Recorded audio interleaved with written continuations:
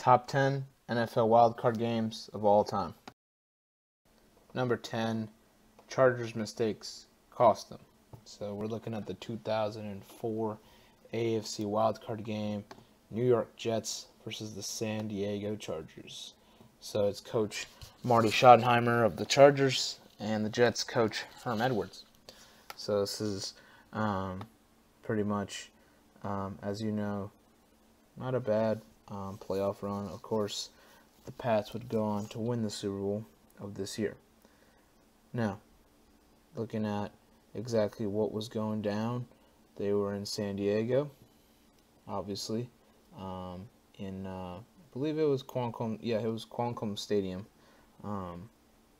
and you know it was ready to go. The Chargers were definitely the favorite to go in it for sure, and I know they were definitely in it. And you're looking at some of the key starters, Charger starters they had on offense, quarterback Drew Brees. Then you had LT, LaDainian Tomlinson, running back.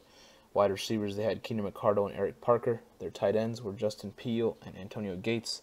And their line went left tackle Robin Oben, left guard Tinu Fonodi, center Nick Hardwick, right guard Mike Goff, and right tackle Shane Oliveira.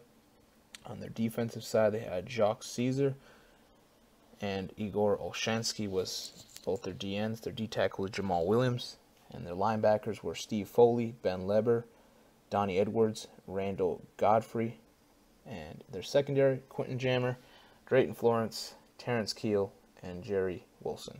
For the Jets, their offense, QB Chad Pennington, running back Curtis Martin. Their fullback, Gerald Soule. And then they had their wideouts, Justin McCarons, Santana Moss, as well as Brian Thomas. And their tackles, pretty much their line, consisted of left tackle Jason Fabini. Anthony Becht was their tight end. Left guard, Pete Kendall. Kevin Mawaya was their center. And I believe Eric Barton was the other tackle. Didn't give me a list of who exactly was the other right guard, though, unfortunately. Brandon Moore was the right guard. Kareem McKenzie, right tackle. All right. The DNs, you had Sean Ellis, and then their a newest tackle and a D tackle, Dwayne Robertson and Jason Ferguson. The linebackers were Jonathan Vilma, Mark Brown, and Eric Barton. And their corners consisted of David Barrett, Donnie Abraham, Reggie Tung, and Eric Coleman. So some names that are pretty well known, some I do not even know. Anyway, so this game was played outside, and pretty much what happened was they scored no points in the first quarter. Keenan McCardle from Drew Brees, that made it 7-0. That was 9 minutes and 26 seconds in the second. Then later in the second, around 3 minutes to go in the second quarter, the first half, Chad Pennington throws to Anthony Becht, so it's 7-7. Then the second half is when it starts heating it up. 10:29, Santana Moss, 47-yard bomb from Chad Pennington. It's 14-7. Doug Bryan from the Jets, that he gets a 42-yarder with 1:23 left in the third. It's 17-7. In the fourth quarter, Nate Kading would drill a 35-yarder, make it 17-10 with 10 minutes and 43 seconds left. And then 11 seconds left in the fourth quarter, Drew Brees, really clutch throw to Antonio Gates, touchdown, it's tied. So they go to overtime. And in overtime, they can't get anything. Both of these guys cannot get nothing.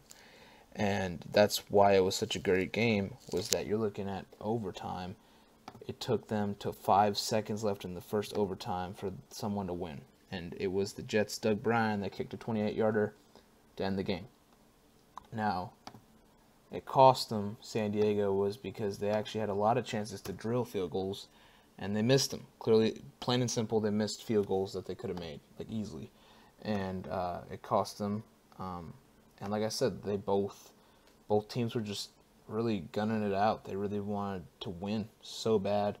And, in the end, honestly, what can you do? Nate Kading had to drill some of those. There had to be something in there that they could have honestly pulled it, the home win. But no, the Jets were able to win this game and further on their journey into the 2004 NFL playoffs, while the Chargers, unfortunately, donezo. It was a great game, very well played, not much scoring. It was good to see defensively for sure. Offensively, in the clutch, that was pretty nice to see. But overtime was pretty intriguing to see that they didn't even get a point till 5 seconds left. That's what I was really impressed with. That's why they're number 10. Number 9, Montana doesn't slow down. Joe Montana, as you know, is one of the best quarterbacks of all time. When Montana, unfortunately, didn't leave, he got traded to Kansas City Chiefs. People speculated, well, I think this might be over. I think he just might just not be able to really prove it anymore. Like there's no way that he can probably get past anything in the playoffs. He's getting up there in age. Well, as you can see, the Chiefs players, you'll see you got Joe Montana at QB, you got Marcus Allen at running back, fullback Kimball Anders. The receivers were Willie Davis, J.J. Burden. Their tight end was Jonathan Hayes, and their offensive line, John Alt, David Scott, Tim Grunhard, Will Shields, and Ricky Sigler. On the defensive side, they had 2 DNs, Neil Smith and Salemua, as well as nose tackle Joe Phillips. Their linebackers were Tracy Rogers, Tracy Simeon, Lonnie Martz, Derek Thomas. And their secondary was Albert Lewis, Jay Taylor, Martin Bayless, and Kevin Ross. On the Steelers side, they had QB Neil O'Donnell, running back Leroy Thompson, fullback Merrill Hodge, and the receivers Jeff Graham, Dwight Stone, tight end Eric Green, offensive line John Jackson, Duval Love, DeMonte Dawson, Carlton Hasselrig, and Leon Searcy. On the defensive side, defensive ends Kenny Davidson and Donald Evans, nose tackle Joel Steed. Their linebackers were Kevin Green, Levon Kirkland, Chad Brown, and Greg Lloyd. And their secondary, Rod Woodson, DJ Johnson, Cardinal Lake, and Darren Perry. As you might have guessed, I almost said DJ Snake. I'm just saying. Music is a big part of my life as well. So for right now, I'm like, oof, okay, I almost made a mistake there. Now, special teams wise, they also had, in Pittsburgh, they had kicker Gary Anderson and punter Mark Royals. On the Kansas City side, they had kicker Nick Lowry and punter Brian Barker. So overall, this is a game that actually is very, very nice. It's a super tight game the entire way. It really is. And it's just Montana coming back again and doing what he does best, you know. Now, they're in Kansas City, so I'm pretty sure people did put Kansas City as the favorite, but at the same time, they still thought, well, I don't know if Montana still has it. Now, let's take a look at the first quarter. First quarter, Neil O'Donnell has a 10-yard touchdown pass to Adrian Cooper. It's 7-0 Pittsburgh. Then, the Chiefs respond back with a 23-yard pass, Dave Krieg to J.J. Burden. So Montana was not in. 7-7. Okay?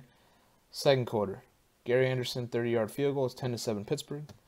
And then Neil O'Donnell, 26-yard touchdown pass to Ernie Mills. It's now 17-7 to Pittsburgh. Okay? Third quarter comes around. Nick Lowry, 23-yard field goal for the Chiefs. It's now 17-10. Fourth quarter, Marcus Allen, 2-yard rush for the Chiefs. It's now tied 17-17. Then Steelers come back. Neil O'Donnell, 22-yard touchdown pass to Eric Green. It's 24-17. Time's running out in the fourth. It's about a 2-minute drive pretty much.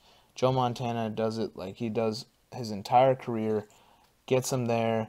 Montana right there in the red zone. 7-yard touchdown pass to Tim Barnett. It's tied in a very critical, deep fourth quarter that honestly people were like, does Montana still have it? Yeah, he does. And in the end, that really helped them, because Nick Lowry gets a 32-yard field goal in overtime. And that is a big thing because, again, this was a really nice, tight game. And it was an offensive game for the most part. But you see what Montana's greatness. He was able to get that. He was not able to panic. He wasn't panicking at all. And overall, it was a great game. And both these teams ended up not winning the Super Bowl, not even reaching the Super Bowl. But it showed us that, honestly, both these teams were great competitors. And it was just a really classic game. It really was. So, number 8, Hasselbeck's guaranteed win. Now, this is a classic game. Seattle and Green Bay always have pretty good games that end up pretty controversial for their entire history, to be quite honest, or just blowout wins. I'm not sure if Seattle has had a blowout win against Green Bay, but Green Bay definitely had a blowout win against Seattle that year of Super Bowl 42, which is 07-08. But overall, yeah, this is a classic game. We're going to get into what's going on. First of all, they're in Green Bay. And, it's a Seattle-Green Bay matchup. They both are pretty great teams. Green Bay has the edge. They're at home, of course. And it all starts with the starters pretty much. And you got, for Green Bay starters, QB Brett Favre, running back Amon Green. Their receivers, Javon Walker, and most of them are just tight ends, which is Wesley Walls, David Martin, and Bubba Franks. And their offensive line, Chad Clifton, Mike Whale, Mike Flanagan, Marco Rivera, and Mark Tauschker. Their DNs, Aaron Campman and Kabir Kabaja Biamila. Their nose tackle, Grady Jackson. D-tackle, Cledius Hunt. Their linebackers, Hannibal Navies, Nick Barnett, Niall Diggs, and Mike McKenzie. And their secondary is Al Harris, Mike McKenzie, Marcus Anderson, and Darren Sharper. On the Seahawks side, quarterback Matt Hasselbeck, running back Sean Alexander, receivers Bobby Ingram, Gerald Jackson, Alex Bannister, and Corn Robinson. And their offensive line, Walter Jones, Steve Hutchinson, Robbie Tobick, Floyd Womack, Chris Terry. On the defensive side, DNs Brandon Mitchell and Chike Okafor, as well as their defensive tackles Rashad Moore and Cedric Woodard. The linebackers, Anthony Simmons, Chad Brown, Randall Godfrey, and their secondary, Sean Springs, Marcus Trufant, Reggie Tung, and Damian Robinson. So, like I said, classic battle. Let's get into what's going on. First quarter, 7 minutes in the first quarter, and left pretty much. Josh Brown, 30-yard field goal, 3-0 Seattle. Okay. We had to go all the way to the second. 9 minutes, 13 left in the quarter. Ryan Longwell, 31-yard field goal, is 3-3. Okay. Then, 6 minutes, 50 seconds left in the second quarter. Josh Brown, 35-yard field goal, is now 6-3. Then, 4 minutes, 37 seconds left. Brett Favre's got a 23-yard touchdown pass to Bubba Franks at 6-10. And then 46 seconds into the half, Ryan Longwell's 27-yard field goal. It's 6-13 Green Bay. We go next into the third quarter, and we got, with 9 minutes, 28 seconds left, Sean Alexander, 1-yard touchdown run right there in the red zone. It's 13-all. Then a minute 57 left. Sean Alexander, another 1-yard touchdown run. It's now 20-13 Seattle. Okay. Fourth quarter rolls in. 10 minutes left in the quarter. Amon Green, 1-yard rush. It's 20-20. And then with 2 minutes 44 seconds, Amon Green, again, another 1-yard rush, 20-27. And then Seattle drives down pretty respectively against this Green Bay defense. They give the ball to Alexander. He gets a 1-yard touchdown run. 51 seconds left. It's now up 27-27. Now, overtime comes in. Seattle wins the toss. Before Seattle, literally, it's a great game already, right? It can go any way. It literally can go any way. And Matt Hasselbeck had to do it. He had to do it. He had to literally just spill his guts to say his opinion. The coin toss flips. They get the ball. They're like, Seattle gets the ball. It's like, we're going to score. You're in Green Bay. You don't say we're going to score unless you got to think in your head, but you cannot, like, the mic's right there. The ref's mic is right there. It's not like you're whispering this out. You're literally saying it to thousands of fans in Green Bay.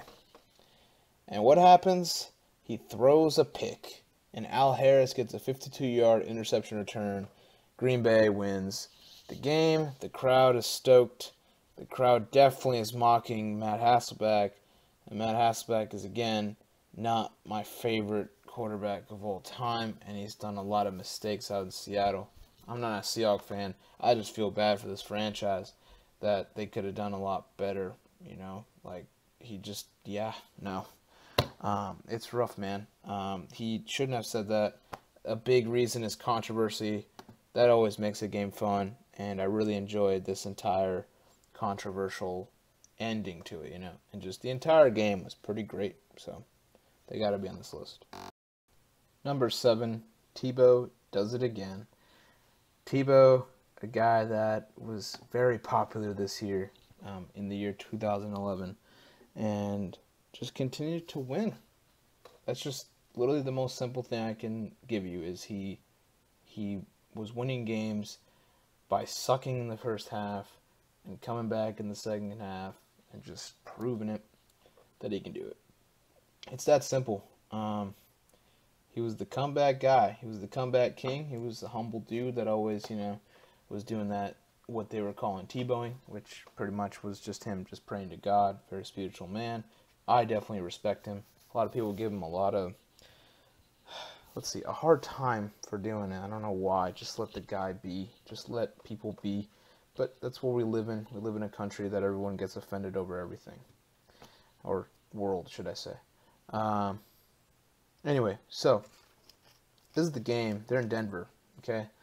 Most people would say, yeah, they're the favorite, but it's Pittsburgh that's the favorite. And let me tell you why. I'll tell you why. Yes, they didn't have Ryan Clark because obviously you know his rare condition, but they have Ben Roethlisberger and they have a talented squad to just cruise by. Like there is no such thing as they're gonna do terrible and flop or something. No, because it's Tim Tebow. Tim Tebow's gonna be out of luck.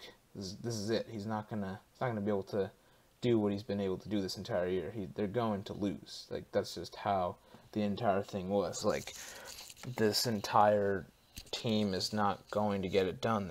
They're not ready yet. You know, people were thinking, you know, Tebow's got some time to learn a little more to be better. Big Ben, he's been here before. He knows how to do it. He's going to get back to the Super Bowl, and he could win it. You never know, right? That's pretty much what everyone was saying. So, let's take a look at the starters, shall we? So we're going to look at the Broncos starters right now. Tim Tebow, QB. Running back, Willis McGahee. Receivers, Eddie Royal, Eric Decker, and Demarius Thomas. Tight end, Daniel Fells. Offensive line, Ryan Clady, Zane Beadles, J.D. Walton, Russ Hochstein, and Orlando Franklin. The DNs, Robert Ayers, Broderick Bunkley, defensive tackle Marcus Thomas. The other DN was Elvis Dumerville. My bad. Linebackers, Vaughn Miller, Joe Mays, DJ Williams. Secondary, Champ Bailey, Andre Goodman, Quentin Carter, and David Bruton. Steelers, quarterback, Ben Roethlisberger. Running back, Isaac Redman. Fullback, David Johnson. Receiver, Mike Wallace. Tight ends, Wesley Saunders and Heath Miller. Offensive line, Max Starks, Chris Kimiatu, Doug Legursky, Ramon Foster, and Marcus Gilbert. Defensive ends, Evander Hood and Brett Kiesel. Nose tackle, Casey Hampton.